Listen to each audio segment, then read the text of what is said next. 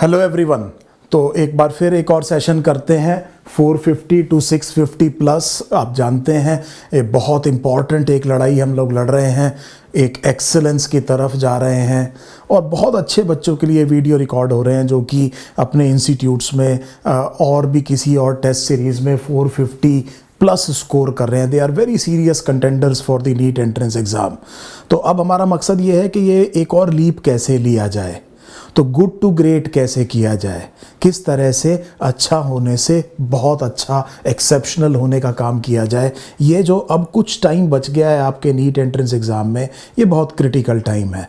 और एक बात मेरी पहले समझ लीजिए इसको कि जो कंसेप्चुअल क्लैरिटी है, क्लैरिटी जो of concepts in your mind, that is very important for a very good performance in the entrance exam. तो अगर आप क्लटर के साथ में एंट्रेंस एग्ज़ाम में जाएंगे, आपका दिमाग बहुत कंफ्यूज्ड होगा, आपने बहुत सारी चीज़ों को रटा हुआ है, then what may happen is कि कोई ना कोई क्वेश्चन मान लीजिए एग्ज़ाम में फंस गया और आपकी परफॉर्मेंस क्या हो जाएगी, गड़बड़ हो जाएगी।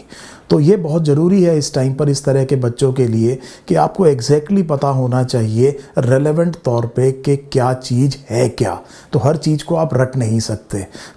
फिर बार बार हम इस बात को कहते जा रहे हैं कि हर चीज़ को आप रट नहीं सकते। जब तक आप किसी चीज़ को समझेंगे नहीं तब दिक्कत आनी शुरू हो जाएगी। तो जो इस पर्टिकुलर वीडियो में मैं बात करूँगा, we will be talking about biotechnology.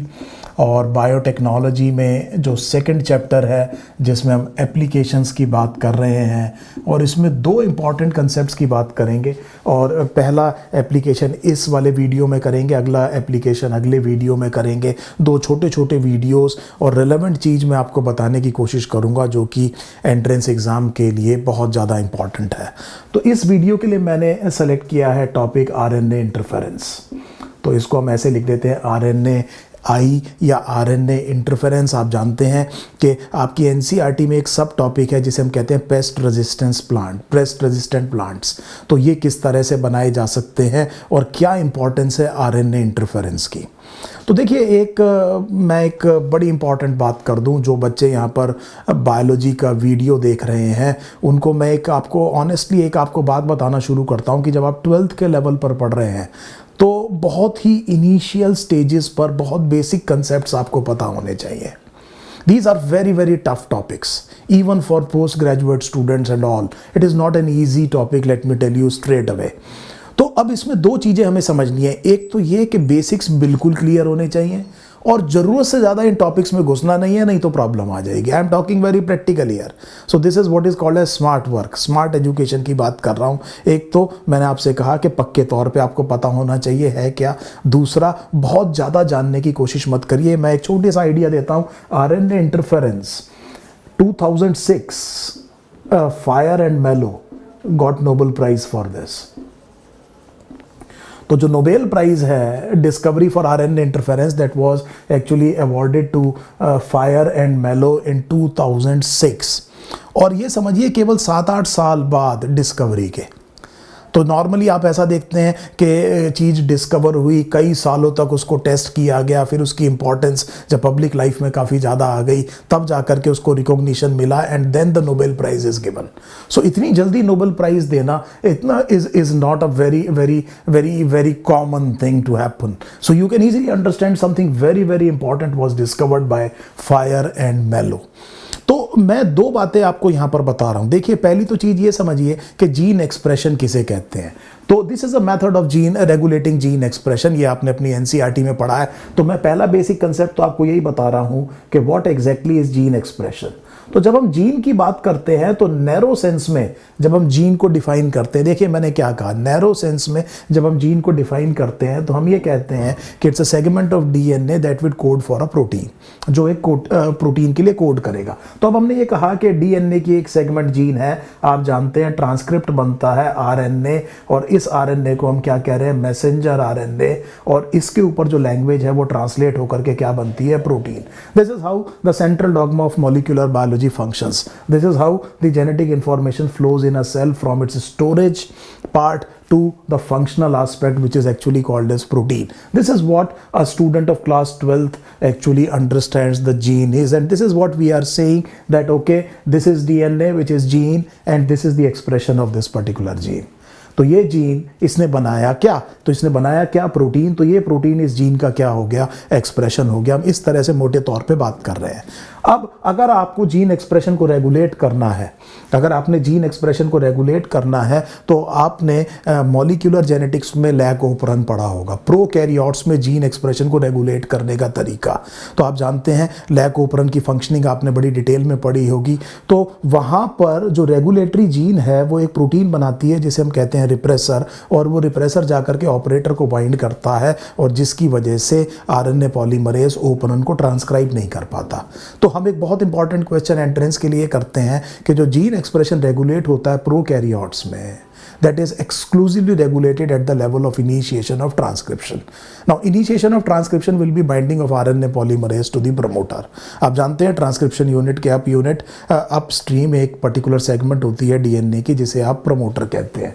तो हमने ये कहा कि बहुत इंपॉर्टेंट क्वेश्चन, हमने ये कहा कि प्रोकैरियोट्स में एक्सक्लूसिवली इनिशिएशन ऑफ ट्रांसक्रिप्शन के लेवल पर आप जीन एक्सप्रेशन को रेगुलेट कर रहे हैं। इसका मतलब या तो आप जीन को ट्रांसक्राइब होने देते हैं या ट्रांसक्राइब नहीं होने देते। मतलब ये हुआ कि मैं ये कहना चाह रहा हूं कि आरएनए पॉलीमरेज अपना काम शुरू कर पाएगा कि नहीं कर पाएगा। तो बिल्कुल इनिशिएशन ऑफ ट्रांसक्रिप्शन, याद कीजिए ट्रांसक्रिप्शन के 3 स्टेप थे, initiation, elongation and termination.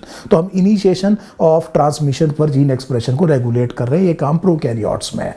Now if we look at eukaryotes, so अगर हम यूकैरियोट्स की बात करें तो यूकैरियोट्स में yes, this is the major mechanism again.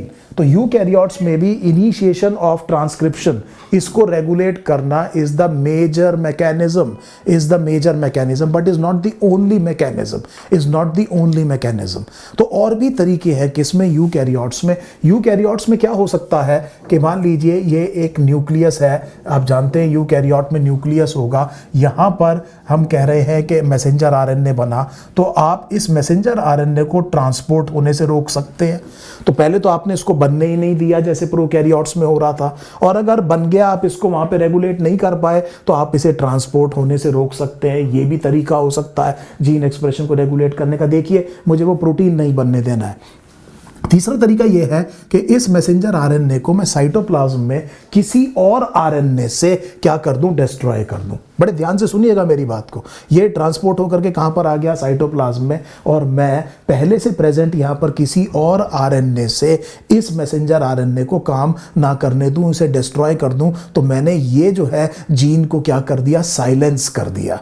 तो एक और टर्म मैंने इंट्रोड्यूस करी, जीन साइलेंसिंग। तो अगर आप जीन को काम नहीं करने दे रहे हैं तो आप क्या कह सकते हैं, आपने जीन को क्या कर दिया, साइलेंस। तो आपने प्रोटीन नहीं बनने देना, आप मैसेंजर आरएनए बनना रोक नहीं पाए, मैसेंजर आरएनए ट्रांसपोर्ट हो गया और कहां आ गया, साइटोप्लाज्म में, और इस मैसेंजर आरएनए को आपने किसी और आरएनए की मदद से, ध्यान दीजिए, किसी और आरएनए की मदद से, जो कि फ्रीक्वेंटली डबल स्ट्रैंडेड आरएनए हो सकता है। फिर बड़े ध्यान से मेरी बात सुनिए, मैं साइटोप्लाज्म में इस मैसेंजर आरएनए को किसी और आरएनए की मदद से, जो कि फ्रीक्वेंटली डबल स्ट्रैंडेड आरएनए हो सकता है, डिस्ट्रॉय करके जीन को साइलेंस करूंगा। इस स्टेप को आप क्या कहते हैं, आरएनए इंटरफेरेंस कहते हैं। नाम समझिए कि आप एक आरएनए को दूसरे आरएनए की मदद से तोड़ रहे हैं, डिस्ट्रॉय कर रहे हैं। इसे आपने क्या कहा, RNA interference. I hope this is absolutely clear. उसके बाद में और भी तरीके हैं, कि आप इसे ट्रांसलेट मत होने दीजिए। आपको पता है कि अभी ये ट्रांसलेट होना है, और उसके बाद भी ये है कि अगर प्रोटीन बन ही गया तो आप पोस्ट ट्रांसलेशनल प्रोटीन को तोड़ दीजिए। तो ये कई सारे तरीके हो सकते हैं यूकैरियोट में, और उसमें मैंने स्पेसिफिकली आपको आरएनए इंटरफेरेंस ये बताया जिसमें आप मैसेंजर आरएनए को साइटोप्लाज्म में with the help of other RNS क्या करते हैं, डिस्ट्रॉय करते हैं। और ये जो दूसरा आरएनए मैं बात कर रहा हूँ ये क्या हो सकता है, डबल स्ट्रैंडेड हो सकता है। इस प्रोसेस को आप आरएनए इंटरफेरेंस कह रहे हैं या जीन साइलेंसिंग कह रहे हैं विद द हेल्प ऑफ से for example double stranded RNA. तो ये बात मुझे समझ में आ गई। अब मेन प्रॉब्लम ये है कि देखिए मैं आपको एक बड़ी अनयूजुअल बात बताता हूं। This is very very interesting to understand. आपने ह्यूमन जीनोम सीक्वेंसिंग के सेलिएंट फीचर्स देखे हैं, तो आपने ये देखा कि उसमें less than 2% of the DNA codes for protein. तो आपको ये पता चल गया कि केवल 2% से कम जो डीएनए है वो एक्चुअली प्रोटीन की फॉर्म में क्या होता है, एक्सप्रेस होता है। इसका मतलब ये वो जीन्स हैं जो मैसेंजर आरएनए बना रही हैं, जो कि ट्रांसलेट होकर के क्या बन रहा है, protein. So we are looking at a figure of less than 2%, that will be actually forming what, proteins, जो कि क्या बनाएगा, प्रोटीन्स बनाएगा। तो ये बड़ी अनयूजुअल फाइंडिंग है। इसका मतलब ये हुआ कि more than 98% of the DNA does not code for protein, so it does not code for proteins. तो ये बात मुझे समझ में आ गई कि ये प्रोटीन्स के लिए कोड ही नहीं करता है।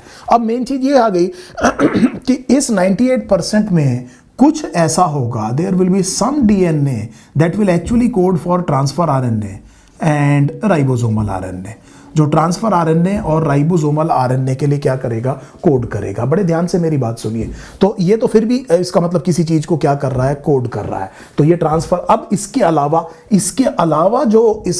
जो डीएनए है, इसके अलावा जो डीएनए है वो क्या कर रहा है। तो पहले हम ये सोचते थे कि उसका कोई काम नहीं है, उसका कोई काम नहीं है। और एक बड़ा इंपॉर्टेंट टर्म पहले यूज होता था, उसे हम कहते हैं जंक डीएनए, कि ये जंक डीएनए केवल स्ट्रक्चरल कंपोनेंट है, इनहेरिट होता है वगैरह वगैरह। इसी में आप जानते हैं डीएनए फिंगरप्रिंटिंग में आपने VNTRs भी देखी है, और हमने ये कहा कि ये डीएनए किसी काम का नहीं है।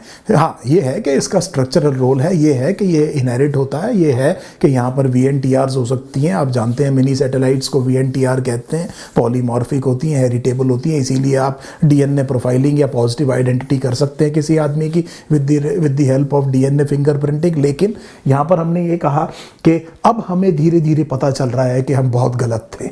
This is very fascinating about biology. So when you go in higher classes, when you go into medicine, let me tell you, every day everything is changing and changing at a very very rapid pace. सो मेरा मतलब यह है कि चीज़ें इतनी तेज़ी से बदल रही हैं बायोलॉजी में कि इतनी नई डिस्कवरीज हो रही हैं। जब आप मेडिकल कॉलेज में पहुंचेंगे तो एक ड्रग पढ़ेंगे, तो जब तक आप निकलेंगे मेडिकल कॉलेज से हो सकता है वो ड्रग किसी और ड्रग से रिप्लेस हो गई हो। तो हर 3-4 साल में पूरा का पूरा ट्रीटमेंट जो है वो क्या हो जाता है, चेंज हो जाता है, नई मशीन्स आ जाती हैं। So this is very very exciting time when you are entering into a medical field. You can understand there is a vast increase in knowledge that we are getting from the various experiments and the research workers that are working magnificently all over the world.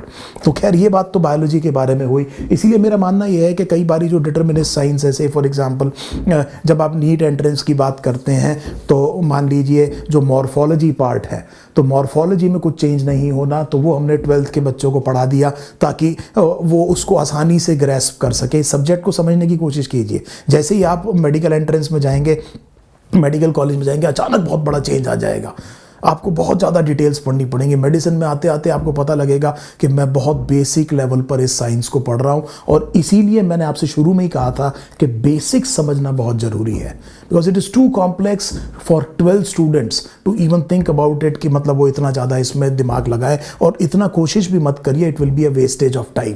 तो यहाँ पर smart work की बहुत ज़्यादा ज़रूरत है। तो इसीलिए इस तरह के टॉपिक बच्चों के बड़े कंफर्टेबल होते हैं, जैसे morphology of flowering plant, plant kingdom, animal kingdom, structural organisation in animals. जो फैक्चुअल्स हैं वो बच्चे का बड़ा कंफर्ट जोन है, और इसीलिए आप देख रहे हैं नीट का पेपर जो है वो इसी तरह से बनाया गया है ताकि एक कंफर्ट फैक्टर के तौर पर आ जाए। तो लेकिन अब जो RNA interference has been introduced in 12th NCERT, so हमने देखा कि यहाँ पर अब हमें ये समझ में आ गया कि हमें ये पता लग रहा है कि ये जिसे हम जंक डीएनए कह रहे हैं, एक्चुअली जंक नहीं है। इसमें बहुत सारा डीएनए ट्रांसक्राइब होता है, और उसमें से केवल छोटा सा पार्ट इंट्रॉन्स है। आप जानते हैं इंट्रॉन्स किसे कहते हैं, तो छोटा सा पार्ट इंट्रॉन्स है। Now you can understand the complexity of the topic. तो suddenly now we are realizing कि आफ्टर ऑल जिसे हम जंक डीएनए कह रहे थे, that is not junk DNA, and actually it is an estimate that probably 75% of this particular junk DNA may actually get transcribed. Now what exactly it will do? So it will make RNA. It will make RNA, and this RNA would be called as ncRNA, which would be non-coding RNA. तो हमने क्या कहा कि ये क्या बनाता है, non coding RNA बनाता है। तो अब हमें ये बात समझ में आ गई कि ये इतना ज़्यादा क्या चीज़ हो रही है, ट्रांसक्राइब हो रही है, तो जो हम सोच रहे हैं वैसा है नहीं।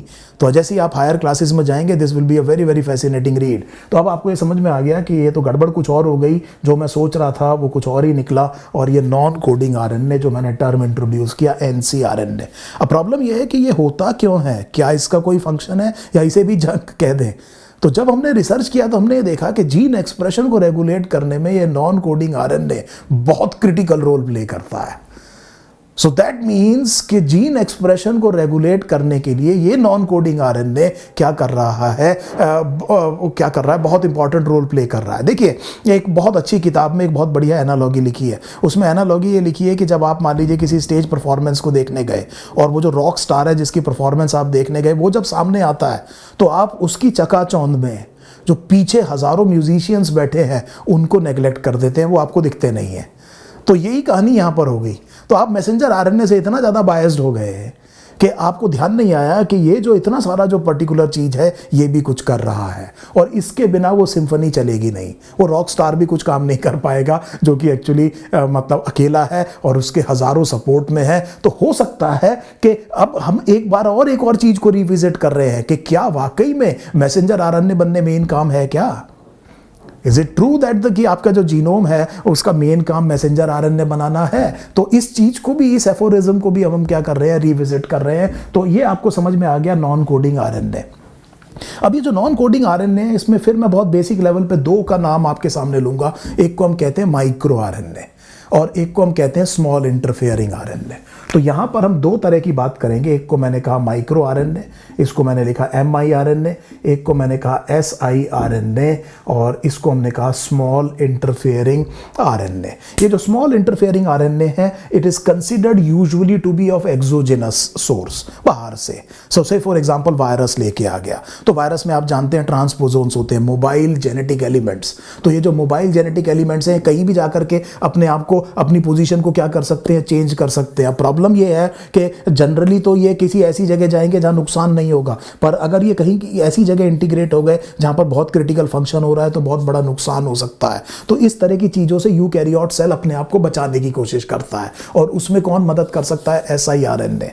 ये बात बड़े ध्यान से सुनिए, ट्रांसफेक्शन से आ सकता है, आप किसी वेक्टर से इसको क्या कर सकते हैं, इंट्रोड्यूस कर सकते हैं। और सेल जो खुद बना रहा है उसको हमने क्या कहा? Micro RNA. क्या कहा? Micro RNA. और ये दो बड़े क्रिटिकल आरएनए मॉलिक्यूल्स हैं जो कि आरएनए इंटरफेरेंस में इन्वॉल्व है। अब देखिए, इसका मतलब मुझे एक बात समझ में आ रही है कि मान लीजिए कोई पैथोजन आपकी बॉडी में घुसा और उस पैथोजन ने जाकर के डीएनए के, उसके जेनेटिक मटेरियल ने डीएनए को कंट्रोल किया और पैथोजेनिक मैसेंजर आरएनए ट्रांसक्राइब हो गया, और वो ट्रांसक्राइब होकर के ट्रांसलेट हो रहा है, और आप चाहते हैं कि ये जो पर्टिकुलर पैथोजन है इसके इल इफेक्ट्स आपकी बॉडी पर ना हो, तो सेल इस आरएनए इंटरफेरेंस को यूज कर सकता है इस मैसेंजर आरएनए को डिस्ट्रॉय करने के लिए, ताकि फिर वो प्रोटीन ना बने जिससे कि प्रॉब्लम क्रिएट हो। तो इसीलिए आपकी एनसीईआरटी कह रही है कि it is a mechanism of cellular immunity.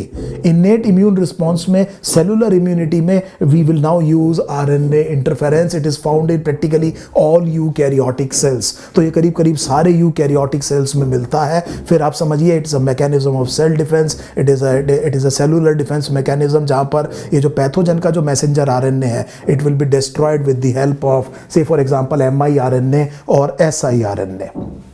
तो इसी तरह से आप ये देखेंगे कि एक प्री mRNA बनेगा, this is called as pre mRNA। एक लंबा सा प्री mRNA बनता है, और इसको एक एंजाइम है डाइसर, ये डाइसर एक एंजाइम का नाम याद रखिएगा, ये इसको क्लीव करता है छोटी छोटी सेगमेंट्स में, और फिर you form what are called as mRNA। और ये जो mRNA है, ये अपने आप को एक प्रोटीन कॉम्प्लेक्स में एमलगामेट करता है। तो हमने कहा कि प्री mRNA बना, डाइसर ने इसको, so dicer would be an endonuclease, छोटे छोटे टुकड़ों में तोड़ देगा, और ये मैसेंजर mRNA अपने आप को एक प्रोटीन कॉम्प्लेक्स में इंक्लूड कर लेगा, और उस प्रोटीन कॉम्प्लेक्स को आप कहेंगे आरएनए इंड्यूस्ड साइलेंसिंग कॉम्प्लेक्स। तो इसका मतलब ये जो आरएनए इंड्यूस्ड साइलेंसिंग कॉम्प्लेक्स है, इसका एक पार्ट mRNA है, और ये mRNA फिर जो मैसेंजर आरएनए आ रहा है उससे अपने आप को क्या करेगा? हाइब्रिडाइज। और हाइब्रिडाइज करने के बाद में इस RISC में एक यूनिट होती है, एक प्रोटीन होता है जिसे हम कहते हैं आर्गोनॉट। ये क्लीविंग पार्ट है RISC का, वो इसको क्लीव कर देगा। तो बड़ी सिंपल सी बात है, RISC में ये mRNA क्या हो गया? इनकॉर्पोरेट हो गया। अब जो मैसेंजर आरएनए आ रहा है उसको ये क्या करेगा? हाइब्रिडाइज करेगा और क्लीव करता चला जाएगा। उतनी ज़्यादा स्पेसिफिसिटी नहीं है इसकी जितनी siRNA की है, तो कई तरह के mRNA को क्या कर सकता है? क्लीव कर सकता है। I hope you are understanding what I am saying. तो फिर आपको एक कहानी समझ में आ गई, तो हमें पता लग गया एक और एंजाइम बहुत क्रिटिकल है, डाइसर, और RISC हमें समझ में आ गया, और हमने देखा mRNA क्या। जब हम siRNA की बात करते हैं तो हमने कहा कि ये वाला आरएनए जनरली डबल स्ट्रैंडेड है। ये क्या है? डबल स्ट्रैंडेड है। इस डबल स्ट्रैंडेड लॉन्ग आरएनए को फिर डाइसर ने क्या कर दिया? क्लीव कर दिया। छोटी छोटी फ्रेगमेंट्स को क्या हो गया? बन गए। इसको आपने क्या कहा? SI RNA. ये एसआई आरएनए में एक स्ट्रैंड, इसे पैसेंजर या आप कहेंगे इसे पैसेंजर या सेंस स्ट्रैंड कहेंगे। जो दूसरा स्ट्रैंड है इसे आप गाइड स्ट्रैंड कहेंगे या एंटी सेंस स्ट्रैंड कहेंगे। ये वाला जो स्ट्रैंड है फिर ये डबल स्टैंडर्ड सिंगल स्ट्रैंड में कन्वर्ट होगा, और जिसे मैं क्या कह रहा हूं? गाइड स्ट्रैंड कह रहा हूं। ये जाकर के फिर जैसे mRNA ने एक काम किया था, ये RISC का पार्ट हो जाएगा। तो अब की बार RISC में ये siRNA है। siRNA अब फिर वही होगा कि जो मैसेंजर RNA आएगा जिसे आप रोकना चाहते हैं वो इससे हाइब्रिडाइज करेगा और आर्गोनॉट इसको क्या कर देगा? क्लीव कर देगा। आगे की बात दोनों एक ही जैसी हैं। तो ये जो डबल स्टैंडर्ड RNA है, इसके कंटेक्स्ट में आपकी एनसीईआरटी बेसिकली किसको यूज कर रही है? आरएनए इंटरफेरेंस को। तो ये बात आपको आरएनए इंटरफेरेंस के बारे में समझ में आ गई। अब एनसीईआरटी एक पैथोजन की बात कर रही है। This pathogen is a nematode which is Meloidogyne incognita. So Meloidogoin incognitia is a nematode that causes root knot disease in tobacco plant, और टोबैको प्लांट को बहुत नुकसान पहुंचता है इससे। देखिए, nematodes are very very successful parasites और highly successful parasites, और आसान नहीं है कि अगर क्रॉप में एक बार नीमेटोड का इन्फेस्टेशन हो जाए तो उसे हटा देना। तो हमने ये कहा कि मिलोइडोगाइन इनकॉग्निटिया इसकी बात हो रही है, और हमने ये कहा कि ये टोबैको में रूट नॉट डिजीज करता है। So it causes root knot disease in tobacco. अब देखिए, इसको बात को ध्यान से समझिएगा कि टोबैको प्लांट जो है वो आरएनए नहीं बना रहा था जिससे इस पैथोजन के मैसेंजर आरएनए को डिस्ट्रॉय किया जा सके।